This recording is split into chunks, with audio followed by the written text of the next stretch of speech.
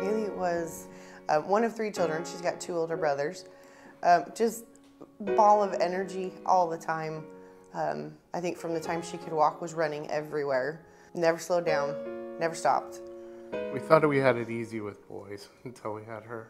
Yeah, we used to call her the mud princess. She'd put on her prettiest dress and go out and find the biggest mud puddle she could find and sit down and be happy playing in it for hours. She had complained of pain in her foot about a week prior to symptoms showing up. Last year in January, it was actually the week of my gymnastic Olympics. I couldn't do trampoline and the balance beams. Bailey's health, for me, I knew something was wrong when she wasn't bouncing off the walls. She never stops. Of course, I'm thinking, well, it's just a cold. Seriously, give her some more antibiotics. Later that day, she had developed like a red patch on the side of her face where you sit on your hand too long.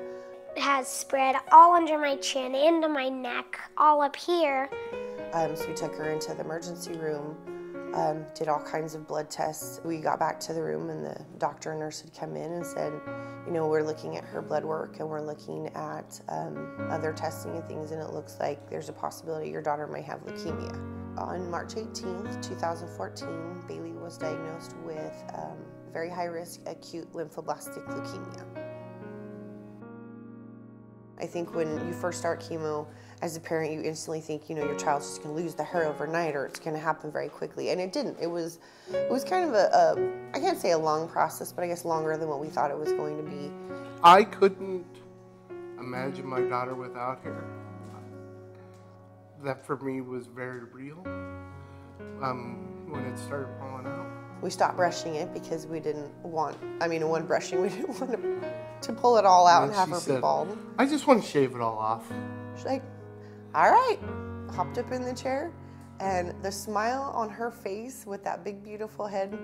Oh, she's the most beautiful, cutest, bald-headed person I know. We live in Reno, Nevada. When Bailey was diagnosed, we made the choice to have her treated at UC Davis.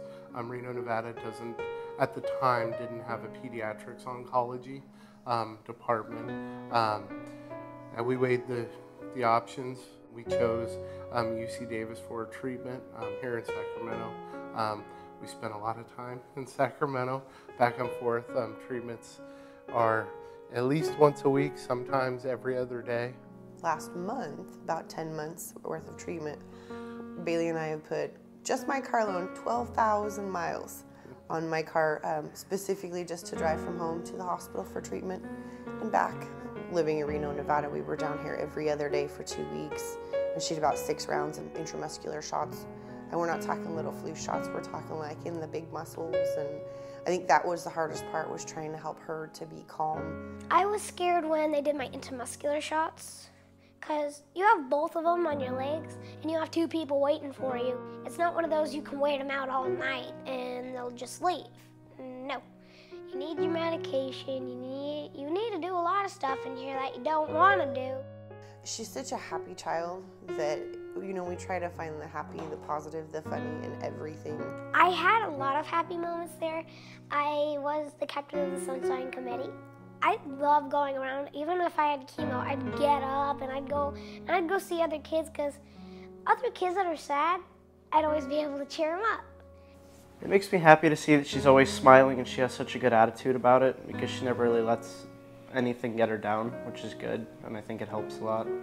She's always stayed that happy and just vivacious and social, and I think that's probably what has made all of this she makes this so easy. And I realize now, through the fact that we would not be where we are, and Bailey would not have been as successful in her treatment and all the things that we needed to do to be there to support her without the help of other people in LLS. Thank you, LLS.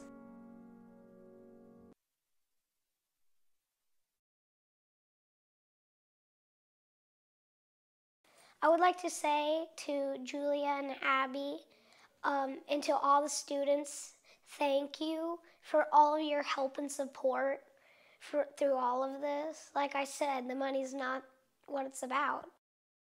We both just wanted to say thanks to LLS Thank you for everything that they've done, and that this journey couldn't have been possible without their help. Dad, please continue to give, because every little bit, every penny, every dollar helps with every aspect of, like I said, of this journey. Keep fighting. Yeah. Keep fighting. The work that they're doing is, I can't thank them enough.